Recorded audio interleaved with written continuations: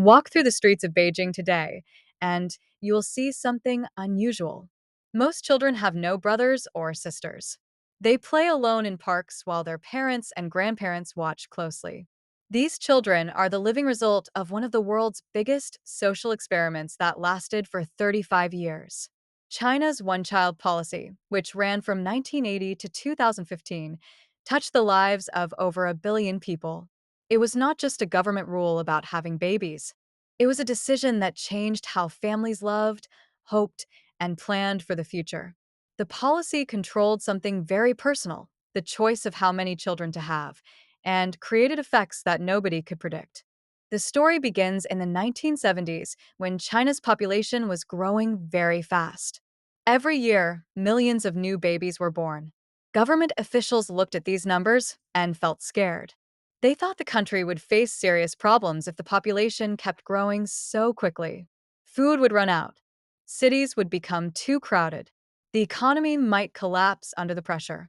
So in 1980, Chinese leaders made a difficult decision. They announced the one child policy. Most families could only have one baby.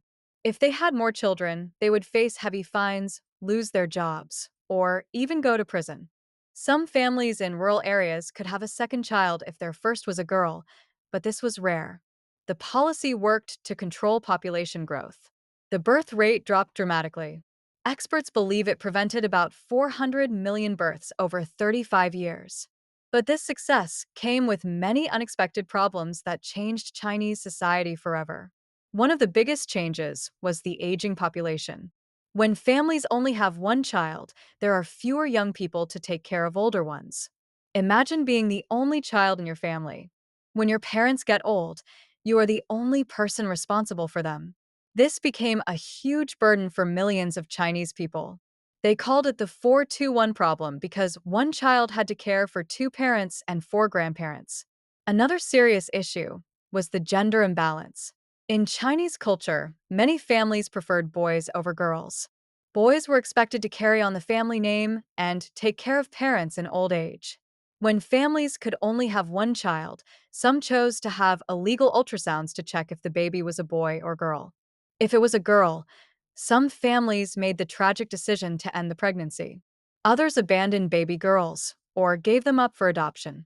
This created a strange situation where China had many more men than women.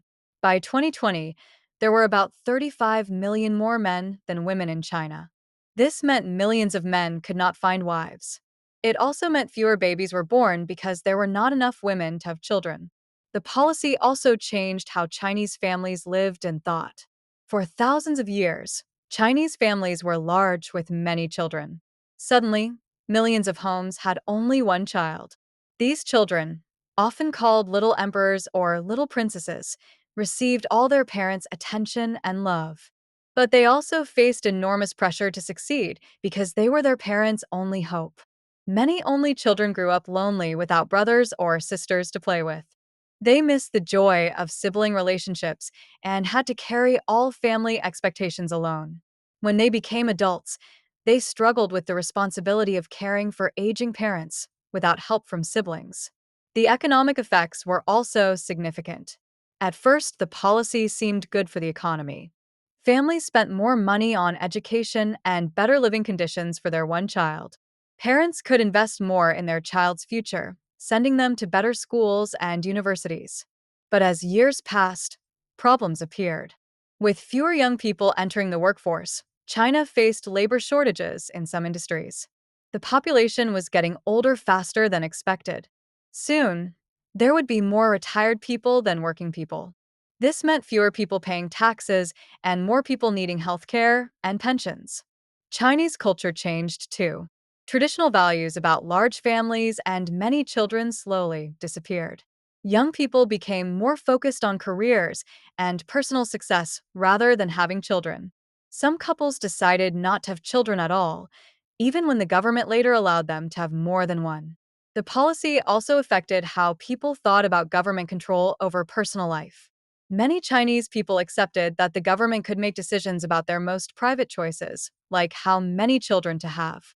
This changed the relationship between individuals and the state in ways that still affect China today.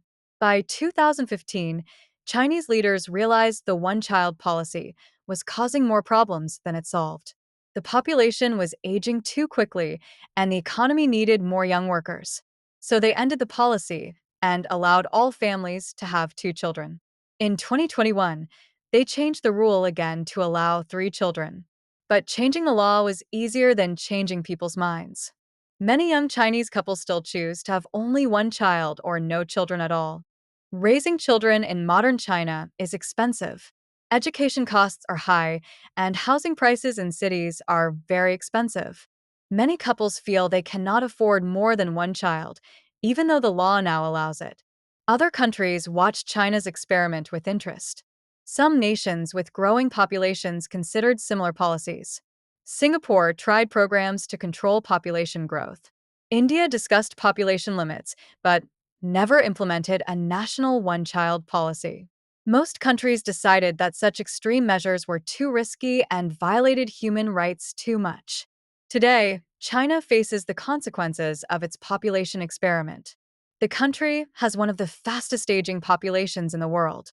Soon, there will be more people over 60 than under 20.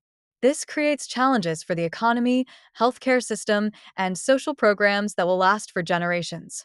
The story of China's one child policy shows how government decisions can change society in unexpected ways. What seemed like a simple solution to overpopulation created complex problems that still affect millions of families today. It reminds us that population policies touch the most personal aspects of human life and can have effects that last for many generations. As China moves forward, it must find new ways to encourage young people to have children while building a society that can support an aging population. The legacy of the one child policy will influence Chinese society for many years to come, making it one of the most significant social experiments in modern history.